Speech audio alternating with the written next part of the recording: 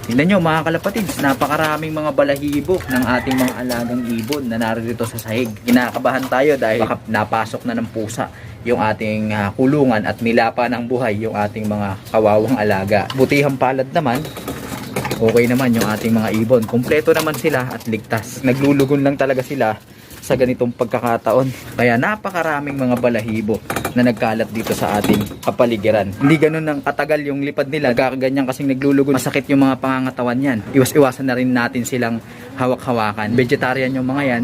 Kulang sila. Nagpapaganda sa kanilang mga balahibo. Hindi kasama sa diet nila yon. Kaya tayo na lang magbibigay occasionally, lalo-lalo na kapag nakikita natin yung ating mga alaga na naglulugon at nangangailangan sila ng sustansya na yun naman ang gagamitin nila para makapag-produce sila ng maayos, makinis at malambot na balahibo. So may bibigay tayo sa kanila suporta sa kanilang paglulugon.